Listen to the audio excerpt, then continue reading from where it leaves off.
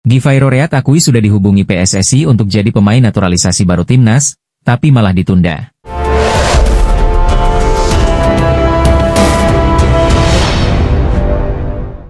Pemain keturunan Indonesia, Givairo Reat, mengungkapkan bahwa dirinya telah dihubungi oleh pihak PSSI terkait kemungkinan membela timnas Indonesia. Kabar ini tentu membuat publik tanah air kembali berharap akan kehadiran pemain berdarah Indonesia lainnya untuk memperkuat skuad Garuda. Namun sayangnya, Givairo mengaku bahwa saat ini fokusnya masih tertuju pada timnas Belanda. Dalam sebuah wawancara baru-baru ini, Givairo menyebutkan bahwa bukan hanya Indonesia yang menghubunginya, tetapi juga timnas Suriname. Kedua negara tersebut memang memiliki keterkaitan darah dengan sang pemain. Namun, meski sudah mendapat 2 ajakan resmi, Givairo menegaskan bahwa saat ini membela negara lain belum masuk dalam agendanya. Mereka meminta saya membela Indonesia. Selain itu, timnas Suriname juga meminta hal yang sama kepada saya, ujar Givairo. Pemain yang kini memperkuat Feyenoord di Liga Belanda itu tidak menutup pintu secara permanen. Ia memilih untuk menunda keputusannya dan belum memberikan jawaban kepada Indonesia maupun Suriname. Givairo secara terbuka mengungkapkan bahwa saat ini satu-satunya fokusnya adalah untuk menembus skuad utama timnas Belanda. Ia merasa bahwa potensi dan karirnya di Eropa masih bisa berkembang, dan membela Belanda merupakan target utamanya sebagai pesepak bola profesional. Saya hanya ingin Belanda, itulah tujuan saya, namun jika takdir berkata lain, apa boleh buat, tegas Givairo. PSSI dalam beberapa tahun terakhir memang aktif menjaring pemain keturunan Indonesia yang berkiprah di luar negeri. Kini, nama Givairo Reat muncul sebagai target berikutnya. Dengan posisinya sebagai bek kiri yang bermain di level tinggi bersama Feyenoord, Givairo tentu akan menjadi tambahan kekuatan yang sangat berharga bagi tim Garuda. Apalagi, Indonesia masih terus membangun skuad kompetitif untuk menghadapi berbagai agenda penting seperti kualifikasi Piala Dunia dan Piala Asia. Namun, pernyataan Givairo yang menunda dan tidak menolak sepenuhnya membuka celah bagi PSSI untuk terus melakukan pendekatan. Bisa jadi, jika nanti peluang membela Belanda tertutup atau tidak berjalan sesuai harapan, pintu ke timnas Indonesia bisa kembali menjadi opsi realistis bagi sang pemain. Givairo Reat memang belum bersedia membela timnas Indonesia dalam waktu dekat. Namun, pernyataannya yang tidak menutup pintu sepenuhnya bisa menjadi harapan bagi para pendukung tim Garuda. PSSI perlu bersabar dan terus menjalin komunikasi yang baik, sembari mengikuti perkembangan karir Givairo di Eropa. Bagi publik Indonesia, ini bukan akhir, tapi mungkin awal dari proses panjang. Selama semangat dan niat baik untuk membangun timnas terus ada, peluang untuk melihat Givairo mengenakan seragam merah putih bisa saja menjadi kenyataan suatu hari nanti. Pemain naturalisasi kini lekat dengan timnas Indonesia usai banyak pemain keturunan yang membela merah putih. Skuad asuhan Patrick Kluivert bahkan menjadi pantauan bagi negara pesaing termasuk Malaysia. Meski belum dikonfirmasi oleh PSSI, media Malaysia, Makan Bola menyoroti nama baru yang akan segera bergabung dengan timnas Indonesia. Jalan menuju Piala Dunia 2026 semakin lebar, PSSI dan Patrick Kluivert berencana menambah pemain di timnas Indonesia. Pemain itu berdarah Indonesia dan tumbuh besar di Eropa, tulis Makan Bola. Pemain yang dikaitkan adalah pemain AS Roma. Devin Herenz bek berusia 22 tahun ini memang mengakui diajak berdiskusi dengan PSSI. Devin Herenz pemain profesional di Serie A bersama AS Roma. Jika setuju dinaturalisasi, maka bek berusia 22 tahun itu akan menjadi tambahan kualitas di lini belakang, tulis laporan tersebut. Kini skuad Garuda diisi pemain-pemain berkelas yang bermain di liga-liga top Eropa, lanjutnya. Ini tentu ancaman nyata untuk negara-negara di ASEAN, tak terkecuali Malaysia. Sekarang level Indonesia sudah berada jauh di atas kita. Malaysia, tulis Makan Bola. Striker timnas Indonesia, Ula Romeni mengakui bahwa memang ada rasa tertekan saat dirinya pertama datang untuk skuad Garuda. Ula Romeni menjadi nama yang dinantikan pecinta sepak bola tanah air untuk membela timnas Indonesia. Bagaimana tidak, sosoknya dianggap sebagai solusi lini serang tim merah putih yang belum begitu tajam.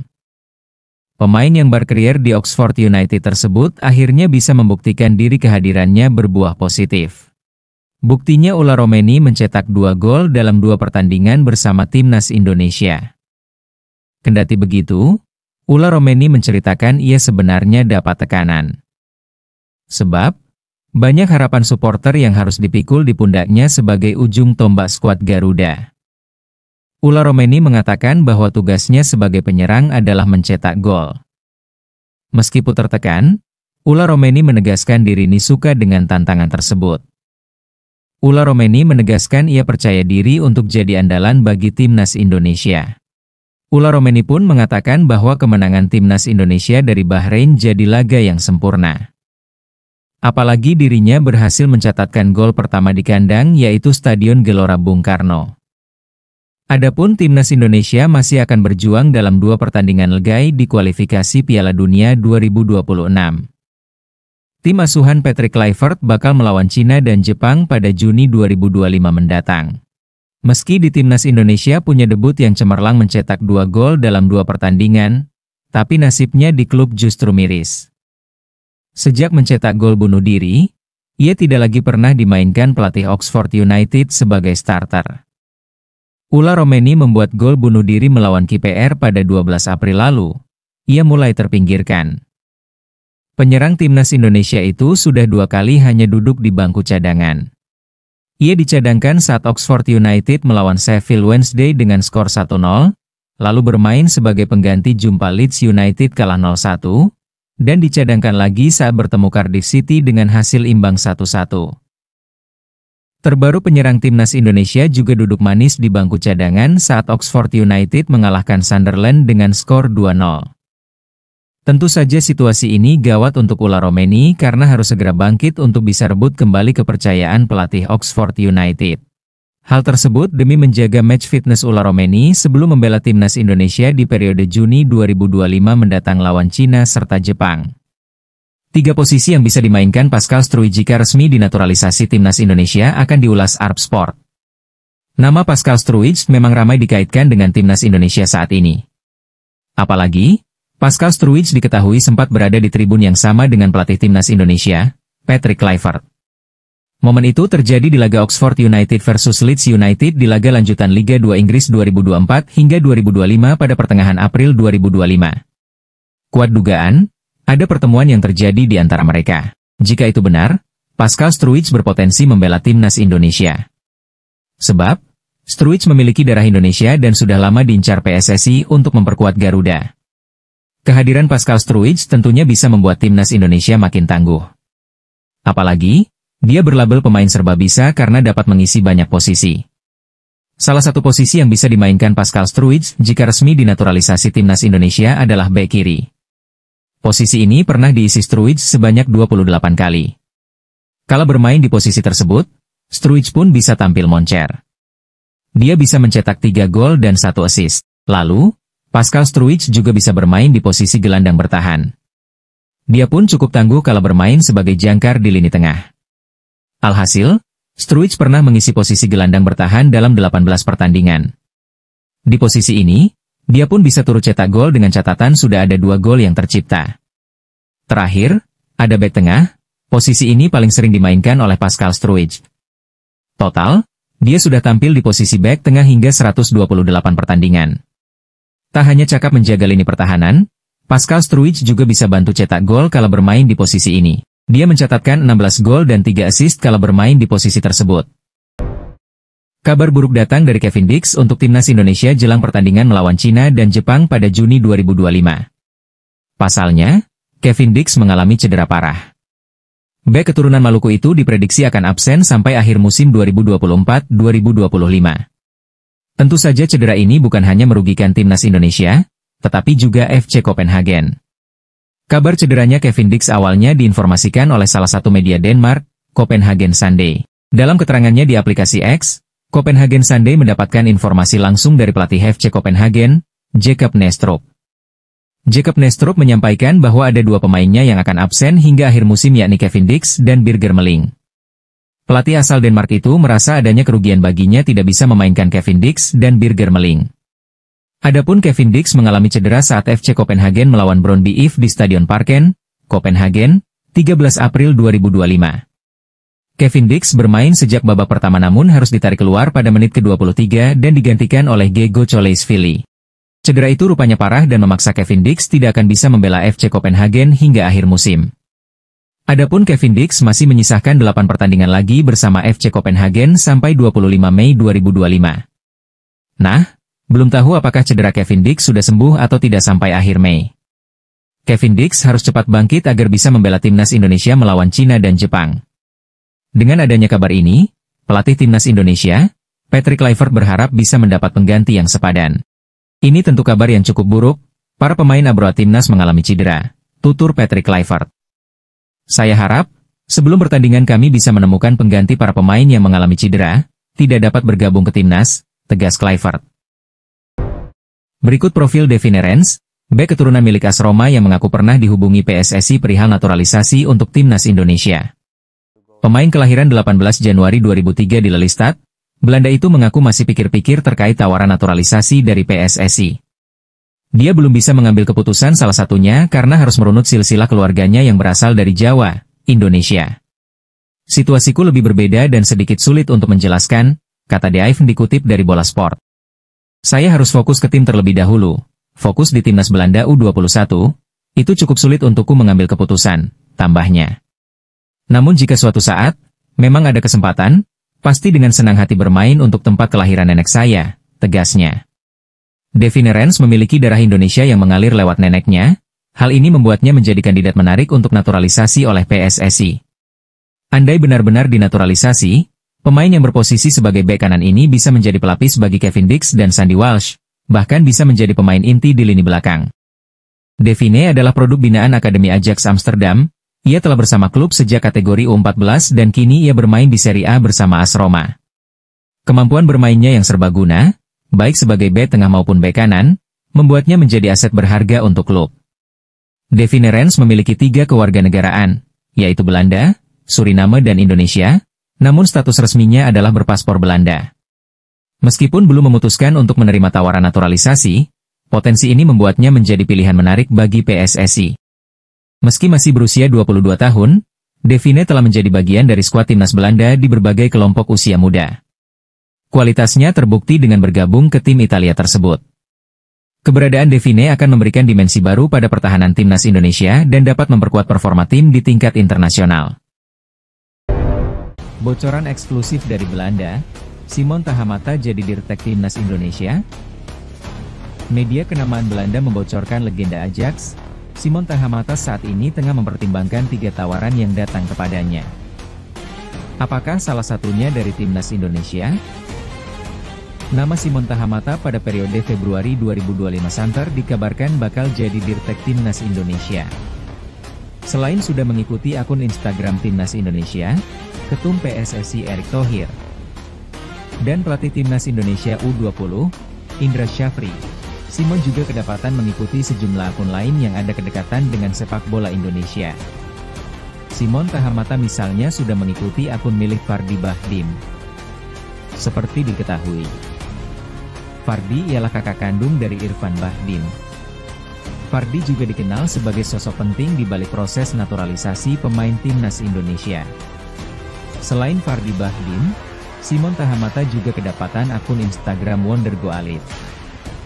Akun Instagram yang mengulas sepak bola Indonesia dan timnas. Simon Tahamata juga mengikuti akun Football Indonesia. Legenda Ajax berdarah Ambon itu juga sudah mengikuti pemain keturunan Indonesia, Tristan Goejer. Simon juga pernah memberikan dukungan kepada program naturalisasi pemain di timnas Indonesia. Hal itu diungkapkan pada tahun 2010 silam. Simon setuju dengan langkah PSSI untuk melakukan naturalisasi. Tapi harus dilakukan bijaksana agar meningkatkan prestasi sepak bola tanah air di kancah internasional. Saya mendukung program naturalisasi dan banyak pemain asing keturunan Maluku juga bersedia untuk pulang kampung membela negaranya, Indonesia. Ucap Simon Tahamata dikutip dari Antara Maluku. Tapi hendaknya, naturalisasi dilakukan dengan bijaksana dan melalui analisa dan pengkajian mendalam, sehingga berdampak besar bagi perkembangan sepak bola Indonesia, imbuhnya. Rumor itu sempat jadi bola panas namun seiring berjalannya waktu, kabar Simon Tahamata jadi dirtek timnas Indonesia mereda. Teranyar media Belanda, Voetbal Premier. NL menyebut bahwa Simon Tahamata saat ini sedang mempertimbangkan 3 tawaran yang masuk kepadanya. Apakah salah satunya jadi dirtek timnas Indonesia? Sayangnya media Belanda itu tidak menjelaskan detail 3 tawaran yang masuk ke Simon Tahamata. Saat ini, Tahamata tengah mempertimbangkan 3 tawaran konkret. Tetapi kerjasama dengan Ajax menjadi pilihan utamanya, Tahamata terbuka untuk kembali, tetapi masih belum ada pendekatan resmi dari Ajax, sebut media Belanda itu. Ya, Simon Tahamata sampai saat ini masih berharap bisa kembali ke Ajax Amsterdam. Namun kekinian kabarnya Ajax sudah melakukan komunikasi intens dengan Simon Tahamata. Simon diproyeksi untuk kembali melatih tim muda Ajax. Simon Tahamata lahir di Barakvuk, salah satu kamp yang dibuka oleh pemerintah Belanda untuk menampung orang-orang Maluku yang hijrah pasca aksi Republik Maluku Selatan atau RMS. Saya lahir di Barakvuk ketika saya 5 tahun. Keluargaku pindah ke kawasan Tiel, di Dirkvijstraat, yang waktu itu merupakan pinggiran desa, kata Simon kepada salah satu media Belanda, EDNL pada 11 Juni 2017. Di luar kehebatannya sebagai pesepak bola, ada fakta yang tak bisa dipisahkan dari Simon Tahamata. Suka tidak suka, Simon menjadi salah satu pesepak bola di Belanda yang bersimpatik dengan gerakan RMS. Simon menceritakan banyak faktor yang membuatnya bersimpatik pada gerakan yang dicap pemerintah Indonesia sebagai aksi makar. Salah satunya soal latar belakang sang ayah sebagai prajurit NIL. Ayah Simon bernama Lembert Tahamata dan ibunya bernama Octovina Leatenia. Orang-orang Maluku yang pindah ke Belanda ini kemudian terus memperjuangkan eksistensi RMS di pengasingan. Simon mengakui bahwa ia mulai bersimpatik pada gerakan itu di usianya 19 tahun. Menariknya, Simon juga tak suka dengan aktivis-aktivis pro-RMS yang kerap menggunakan kekerasan untuk suara mereka didengarkan. Menurutnya hal itu membuat orang tak berdosa menjadi korban. Lebih lanjut soal gerakan RMS yang tetap berjuang untuk merdeka dari NKRI, Simon punya pandangan tersendiri. Terpenting bagi Simon ialah gerakan muda harus tahu sejarah, dan jika ingin merdeka orang-orang Maluku harus punya kualitas dan kemampuan. Tom Haye bocorkan rencana rahasia Timnas Indonesia jelang lawan Cina. Pemain Timnas Indonesia, Tom Haye, mengungkapkan bahwa skuad Garuda akan menggelar pemusatan latihan, TC, di Bali sebagai persiapan menghadapi Cina pada laga lanjutan babak ketiga kualifikasi Piala Dunia 2026.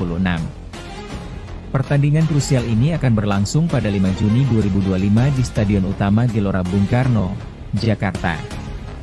Pernyataan tersebut disampaikan Haye dalam podcast Highway bersama Neil Petersen yang diunggah pada Sabtu 26 April. Menurut gelandang asal SC Heerenveen itu, pemusatan latihan di Bali menjadi langkah positif untuk mempersiapkan diri lebih baik sebelum laga penting tersebut. Keputusan menggelar TC lebih awal ini dimungkinkan karena sebagian besar kompetisi di Eropa telah rampung, sehingga para pemain yang merumput di luar negeri bisa segera bergabung. Ini memberi keuntungan bagi pelatih anyar Timnas Indonesia, Patrick Kluivert, untuk membangun koneksi antar pemain serta memperdalam pemahaman taktik. Pertandingan melawan Cina menjadi sangat penting dalam perjuangan Timnas Indonesia menjaga asa lolos ke Piala Dunia 2026. Saat ini, Haye dan kawan-kawan berada di peringkat keempat klasemen sementara grup C dengan koleksi 9 poin. Mereka tertinggal 4 poin dari Australia yang menempati posisi kedua, batas terakhir untuk lolos otomatis ke putaran final. Dengan persiapan yang lebih matang, diharapkan Timnas Indonesia mampu tampil maksimal dan meraih hasil positif dalam duel krusial ini. Di sisi lain, gelandang Timnas Indonesia Tom Haye buka suara soal rencana PSSI menggelar pemusatan latihan, TC, lebih awal di Bali. Belum lama ini, PSSI memang mengungkapkan bahwa Timnas Indonesia akan menjalani TC di Bali. Pemusatan latihan ini dilakukan sebagai persiapan Timnas Indonesia menghadapi laga lanjutan putaran ketiga kualifikasi Piala Dunia 2026 zona Asia. Skuad Garuda akan menjamu Cina dalam laga ke-9 grup C kualifikasi Piala Dunia 2026 zona Asia. Di Stadion Utama Gelora Bung Karno, Jakarta, Kamis, 5 Juni 2025. Setelah itu, tim asuhan Patrick Kluivert akan menjalani laga pamungkas grup C melawan Jepang di Suita City Football Stadium, Osaka, Selasa, 10 Juni 2025. Ini menjadi pertandingan penting buat Timnas Indonesia apabila ingin lolos ke Piala Dunia 2026. Saat ini Tom Haye dan kawan-kawan masih memiliki peluang lolos ke Piala Dunia 2026. Dalam sisa 2 laga yang ada. Timnas Indonesia saat ini menempati posisi keempat klasemen grup C dengan mengemas 9 poin. Untuk itu, lolos ke otomatis bersama Jepang masih terbuka. Tetapi dengan syarat Australia yang menempati posisi kedua klasemen grup C kalah dalam 2 laga. Pasalnya, saat ini Australia mengemas 13 poin, dan Timnas Indonesia diwajibkan menang dalam 2 laga, sehingga mereka bisa menggusur Soceros. Namun, syarat ini juga berlaku buat Arab Saudi yang tengah menempati peringkat ketiga grup C dengan mengemas 10 poin. Akan tetapi, ini tak akan mudah diwujudkan, karena keduanya bakal bertemu dalam laga terakhir. Untuk itu, target realistis Timnas Indonesia saat ini yakni finish di posisi 4 besar. Pasalnya, tim yang finish di posisi ketiga dan keempat berhak berjuang lagi di putaran keempat kualifikasi Piala Dunia 2026. Oleh karena itu, agar Timnas Indonesia bisa menjaga asa untuk tampil di Piala Dunia 2026, PSSI mengatakan bahwa Timnas Indonesia akan TC di Bali. Terkait waktunya kapan memang belum diungkapkan. Tetapi PSSI berharap Tom Haye dan kawan-kawan bisa menggelar TC lebih awal. Ketua Umum PSSI Erick Thohir sebelumnya juga berharap Timnas Indonesia bisa jalani TC lebih awal. Ini diharapkan agar skuad Garuda meraih hasil maksimal dalam 2 laga nanti. Terkait rencana Timnas Indonesia dikumpulkan lebih awal jelang lawan Cina dan Jepang, Tom Haye pun menyambut baik kabar ini. Karena ia mengaku dalam laga sebelumnya saat melawan Australia tak mudah. Pasalnya, para pemain yang bermain di Eropa dan negara lainnya tiba di Sydney dengan hari yang berbeda-beda. Ketua Badan Tim Nasional, BTN, Sumarji, menegaskan Timnas Indonesia masih akan mendapat tambahan pemain keturunan. Sumarji menyebut PSSI sedang berusaha dan mengupayakan adanya tambahan pemain keturunan untuk Timnas Indonesia di bulan Juni 2025. Meski begitu, pemain yang akan masuk bukan sembarangan, melainkan harus sesuai dengan kriteria yang diperlukan skuad Garuda saat ini. Hal ini disadari benar BTN maupun PSSI, di samping Timnas Indonesia membutuhkan tambahan kekuatan untuk bisa bersaing dan memastikan diri lolos ke Piala Dunia 2026. Kemungkinan untuk menambah tentu ada, Ketua Umum sedang mempersiapkan semua dan kita berupaya semaksimal mungkin, ucap Sumarji. Agar pemain yang memang dibutuhkan pada posisi yang memang membutuhkan, butuh tenaga bantuan, butuh tenaga yang betul-betul diharapkan bisa menambah kekuatan, lanjutnya. Dan bisa merubah semuanya, tentu ini masih dalam proses, mudah-mudahan sebelum menjamu Cina dan Jepang sudah ada, imbuhnya. Yang saya dengar ada 3 atau 4 pemain yang kabarnya sudah masuk ke tahap serius, ya semoga semuanya lancar, saya hanya bisa berharap yang terbaik, tegas Sumarji. Patrick Kluivert panggil 3 pemain naturalisasi tambahan untuk laga Timnas Indonesia versus Cina dan Jepang. Patrick Kluivert memanggil 3 pemain naturalisasi tambahan untuk laga Timnas Indonesia versus Cina dan Jepang pada 5 serta 10 Juni 2025. Ketua Umum PSSI Erick Thohir mengonfirmasi belum memiliki rencana menambah pemain naturalisasi untuk laga Juni 2025. Belum ada rencana. Kami fokus pemain naturalisasi yang sudah ada, kata Erick Thohir di Bali pada Jumat, 18 April 2025. Namun, melihat gebrakan yang biasa dibuat PSSI sebelum-sebelumnya, kehadiran pemain naturalisasi tambahan di skuad Garuda pada Juni 2025 masih sangat terbuka. Masih hangat dalam ingatan kepada PSSI tiba-tiba mengumumkan akan menaturalisasi 3 pemain sekaligus pada penghujung Februari 2025, yakni Emil Audero, Dean James dan Joey Pelupesi. Dalam analisis Okezone, ada 3 pemain yang sangat mungkin dinaturalisasi PSSI dalam waktu dekat. Mereka ialah Pascal Struijk, bek tengah, Leeds United, Miliano Jonathans, winger, FC Utrecht, dan Tristan Boeger, bek, PSV Zwolle Ajax Amsterdam. 1. Pascal Struijk bertemu Patrick Kluivert di Inggris. Medio pekan lalu, Pascal Struijk yang absen di laga Oxford United versus Leeds United karena cedera, tetap datang ke stadion. Terpantau jelas, bek Leeds United ini menyaksikan pertandingan dengan duduk di tribun yang sama dengan Patrick Kluivert. Kondisi ini menimbulkan spekulasi kalau ada pertemuan antara Pascal Struijk dengan Patrick Kluivert. Jika benar gabung Timnas Indonesia, Pascal Struijk merupakan kepingan puzzle terakhir di lini pertahanan skuad Garuda. 2. Miliano Jonathans. Ayah Miliano Jonathans, Dennis Jonathans, berada di Indonesia pada periode FIFA Matchday Maret 2025. Salah satu agenda Dennis Jonathans di Indonesia saat itu disebut-sebut adalah bertemu Erick Thohir dan Patrick Kluivert. Emiliano Jonathans bukanlah pemain kaleng-kaleng. Ia diyakini dapat menambah daya gedor serangan timnas Indonesia, khususnya dari area kanan penyerangan. 3. Tristan Goijer. Tristan Goijer beberapa kali mengaku sudah dihubungi PSSI. Medio Januari 2025, pesepak bola 20 tahun ini pun membagikan tato di dadanya yang bertuliskan kata dalam bahasa Indonesia, yakni, keluarga. Pemain timnas Indonesia yang bermain untuk PC Zwolle, Eliano Reijgers, beberapa kali sudah melempar kode agar Tristan Goijer memperkuat skuad Garuda. Tristan Goijer nantinya dapat diandalkan sebagai bek tengah atau fullback wingback kanan. Di sisi lain, jika melihat kondisi terkini, ada satu pemain yang menonjol dan layak bersaing memperebutkan satu posisi di lini depan timnas Indonesia. Sosok yang dimaksud adalah winger kanan Persib Bandung, Beckham Putra. 1. Beckham Putra cetak 4 gol di 4 laga terkini bersama Persib Bandung. Beckham Putra yang baru berusia 23 tahun sedang panas-panasnya bersama Maung Bandung julukan Persib Bandung. Dalam 4 laga terkini yang dijalani bersama Persib Bandung, Beckham Putra mengemas 4 gol dan 1 assist. Terbaru, ex-pemain timnas Indonesia U23 ini mencetak 1 gol saat Persib Bandung menang 2-1 atas Bali United di pekan ke-29 Liga 1 2024 hingga 2025 pada Jumat 18 April 2025 malam waktu Indonesia Barat. Berkat aksi impresif Beckham Putra dalam 4 pekan terakhir, Persib Bandung semakin berpeluang juara Liga 1 2024 hingga 2025. Hingga pekan ke-29, Persib Bandung duduk di posisi 1 dengan 61 angka, unggul 8 angka atas Dewa United di posisi 2. Untuk menjadi juara, Persib Bandung membutuhkan tambahan 8 angka dari 5 pekan tersisa.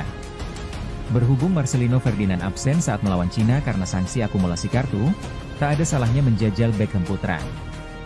Pemain yang identik dengan nomor punggung 7 ini siap jika dipanggil Patrick Kluivert. Cyrus Margono mempertegas status kewarganegaraan, sejak awal bukan naturalisasi. Cyrus Margono belakangan ini menjadi perbincangan. Margono mengaku masih memiliki hasrat yang kuat untuk segera mendapatkan kesempatan membela timnas Indonesia. Keinginan Cyrus Margono itu tampak berbuah manis. Pelatih kiper timnas Indonesia, Sjoerd Woedenberg mengunjungi langsung Margono di Kosovo, Kamis, 24 April 2025. Banyak hal yang disampaikan Margono kepada kami. Salah satunya mengenai statusnya yang bukan pemain naturalisasi. Jadi saya awalnya memang warga negara Indonesia, WNI, dan Anda tahu, saat kita masih berusia 21 tahun, kita harus memilih. Jadi, saya sudah memiliki kewarganegaraan Indonesia dan kemudian saya melewatkan tenggat waktu untuk memilih itu, jelasnya. Cyrus Margono menyebut dirinya melewatkan batas waktu untuk memilih kewarganegaraan. Sehingga sosok berusia 23 tahun ini harus menjalani proses ulang untuk mendapatkan paspor Indonesia. Namun, Cyrus Margono merasa bersyukur karena banyak pihak yang membantu proses dirinya untuk mendapatkan paspor Indonesia. Jadi, saya harus memulai lagi prosesnya. Untungnya, banyak orang membantu. Butuh waktu lama. Tetapi banyak orang membantu dan saya terbantu dengan adanya PP nomor 21/2022 soal kewarganegaraan, kata Cyrus Margono. Jadi, butuh waktu lama, tetapi akhirnya bisa mendapatkan paspor, tanda Cyrus Margono. Lebih lanjut, Cyrus Margono mengaku sangat tertarik untuk mencoba kompetisi sepak bola Asia, termasuk Indonesia. Namun, Margono masih ingin terus memupuk mimpi di Eropa. Mungkin di masa mendatang, tentu saja akan menyenangkan untuk kembali ke Asia dan bermain.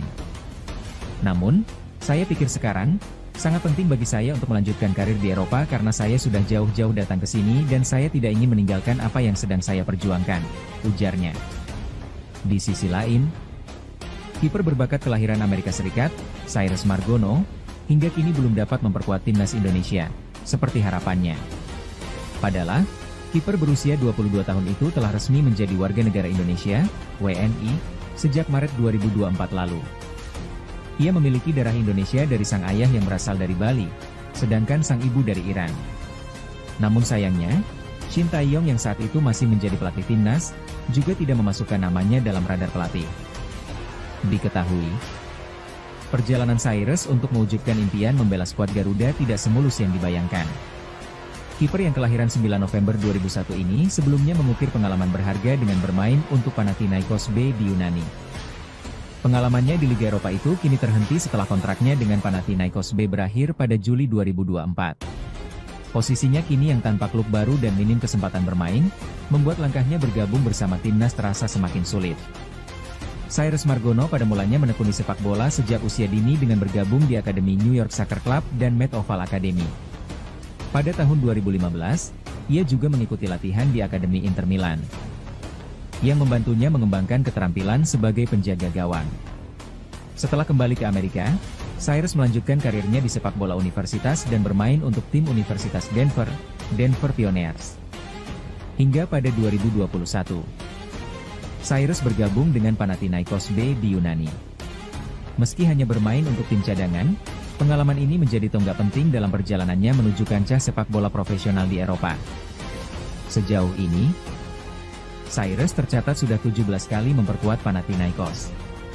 Berdasarkan data Transfermarkt, dari 17 penampilan itu, 8 diantaranya terjadi pada musim ini.